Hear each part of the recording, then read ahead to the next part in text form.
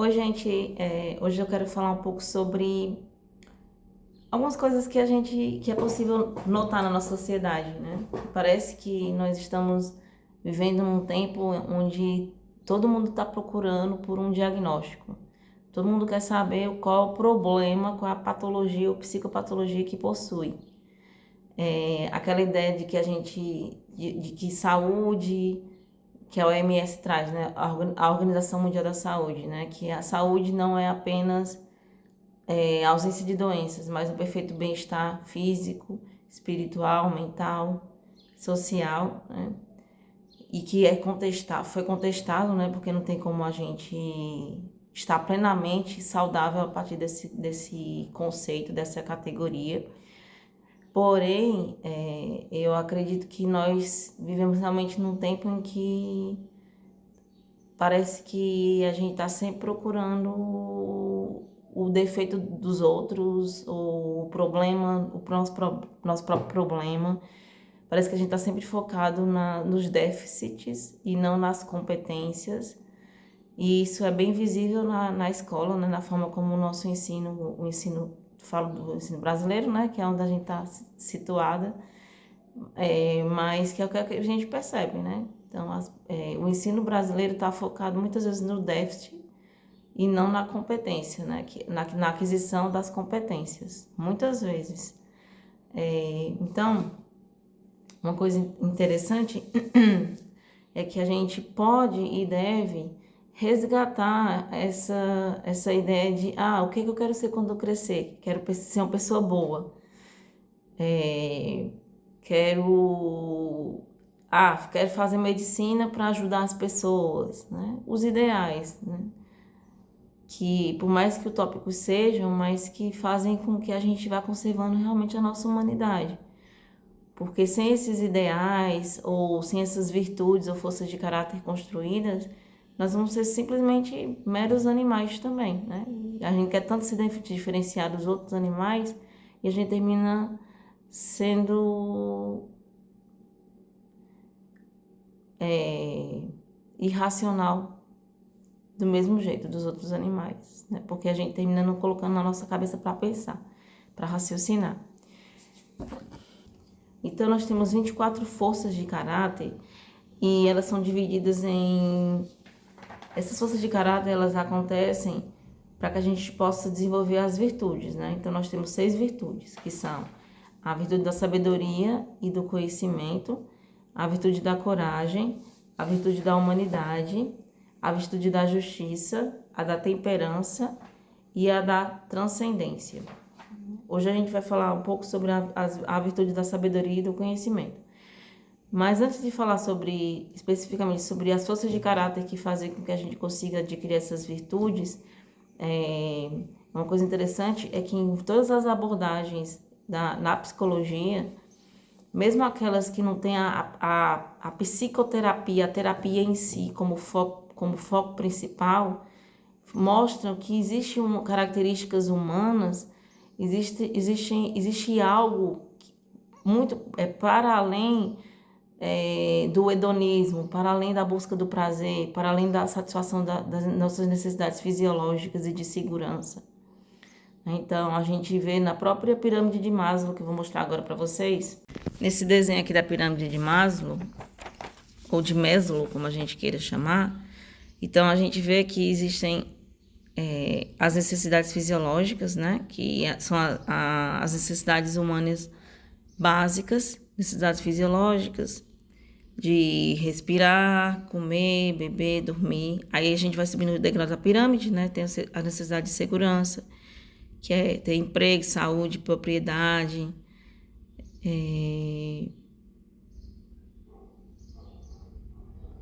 Temos aqui, propriedade que eu falo aqui, é propriedade dos nossos próprios bens materiais, né, no caso.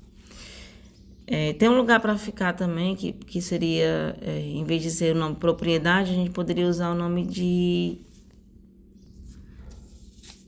ter uma casa para dormir, né? Um lugar para ir no final do dia. Aí a gente sobe mais outro degrau, que são as necessidades sociais, de estabelecer relação de confiança e de amor com família, amizades, né? E relationships, né? Relacionamentos afetivos, a necessidade de autoestima, autoestima, confiança, respeito dos outros. E no topo da pirâmide estaria a necessidade de autorrealização, que é crescimento, autocontrole, independência e desafios, né? E aí, quando alguma coisa vai mal em algum desses degraus aí mais altos da pirâmide, a gente desceria todos os degraus da evolução e iríamos buscar aí nas necessidades fisiológicas uma forma de ter um up de dopamina, né? Um up de um aumento da satisfação. Já que sabemos que o nosso organismo, nós buscamos, né, fisiologicamente falando, buscar o prazer e evitar a dor. Então, existem aspectos do desenvolvimento psíquico que tem a ver, está relacionado com essa autorrealização, esse processo de autorrealização. Então, às vezes, a gente tem aquela sensação de que alguma coisa está faltando, né? E é justamente isso. É algo emperrado na nossa autorrealização, nas nossas capacidades de estima, né? No nosso autoconceito, na nossa autoestima, na nossa autoconfiança e nas nossas relações sociais, que fazem com que a gente fique se sentindo esvaziado de sentido. E aí, como a gente vive numa sociedade que foca muito nos defeitos, nas dificuldades, nos déficits, e que a gente, numa sociedade, como diria o filósofo Han, na sociedade do cansaço, né, onde parece que a gente tem que estar sempre fazendo alguma coisa, tem que estar sempre produzindo, e aí não tem espaço para o vazio, não tem espaço para a contemplação, ou não tem espaço para que a gente possa ter paciência com as outras pessoas e para com até nossos próprios filhos, né? Então, a gente vê que a gente vai desenvolvendo muitas vezes uma tríade cognitiva de crenças disfuncionais. Então, em vez de a gente desenvolver uma tríade cognitiva relacionada a sentimentos positivos sobre nós mesmos, sobre as pessoas e o mundo e sobre o futuro, a gente vai desenvolvendo crenças de desvalor, de desamor e de desamparo, né? Sendo que as crenças de eficiência, amabilidade e de valor, essas são aquelas que nos aproximam muito mais, né? Nos garantem estarmos lado a lado com a nossa humanidade, né? Então, o que é uma crença de eficiência? É de você acreditar que você consegue executar as tarefas que são propostas, que você é capaz de dar conta de todas essas tarefas, que você tem ciência de seus pontos fortes e também fracos, isso não te faz uma pessoa incompetente. Sensação de controle acerca das escolhas, acerca de coisas que vão acontecendo ao longo do dia. E você se sentir capaz de cuidar de si mesma. Isso só vai acontecendo se durante todo o seu processo de desenvolvimento, né, focando mais nesse processo de psicossocial mesmo, você junto com as outras pessoas, né, porque sem o outro não existe eu, a gente for desenvolvendo essas características. Mas se a gente está num ambiente onde o foco é a crítica, o foco é o julgamento, o foco é que a gente entenda que nós nunca somos bons o suficientes, a gente vai sempre achar que existe mais incompetência do que competência de nossa parte. E o que é uma crença de amabilidade? A crença de amabilidade está relacionada a você acreditar que você é digna de amor, que você é gentil, que você é agradável, que você pode ir se adaptando às situações que vão sendo colocadas no seu dia a dia, que você tem defeitos, mas que não tem nenhum problema, tá tudo bem, e que você é suficientemente boa.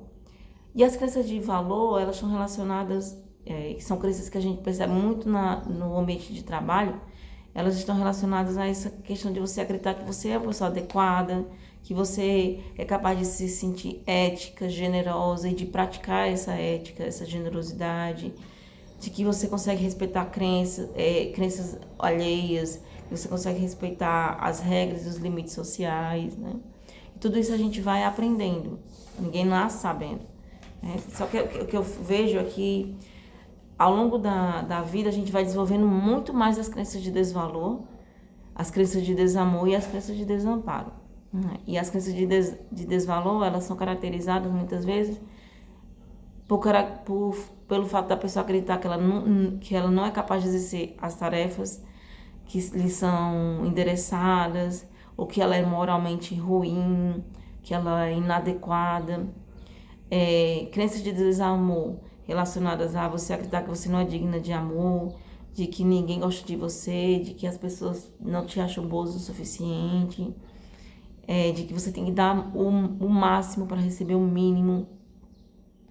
E as crenças de desamparo, elas também muito relacionadas ao ambiente de trabalho, né? Mas no geral, né? Na verdade, não de desamparo, mas de desvalor, né? Que está mais relacionado ao ambiente de trabalho. Mas a crença de desamparo, né? Tem a ver com o nosso desamparo estrutural, porque somos seres para a morte. Porém, também está relacionado ao fato de que esse desamparo ele tem que estar um pouco tamponado, tem que estar um pouco apagado, senão a gente não consegue viver sem tanta angústia, né? Esse vazio, o vazio existencial, né, estrutural, ele tem que estar um pouco reduzido no nosso dia a dia, senão a gente não consegue dar conta da vida. A gente cairia realmente numa angústia completa.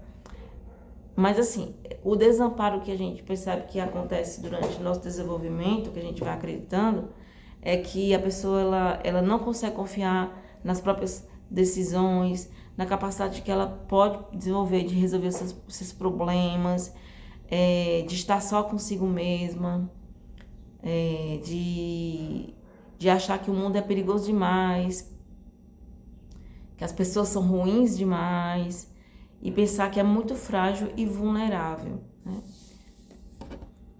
E tudo isso vai fazendo com que a gente tenha essa dificuldade de desenvolver as forças de caráter que nos conduzirão às virtudes.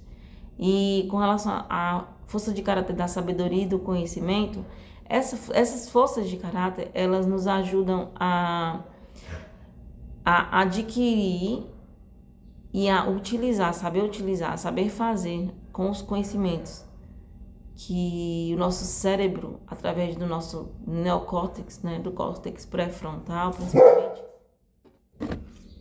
Então, essas forças de caráter, elas são a criatividade.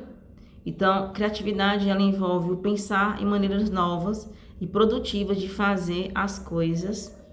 A curiosidade, que é a abertura a novas experiências, tem interesse a toda a experiência em curso. Mente aberta, que é justamente pensar sobre as coisas e examiná-las de diferentes ângulos.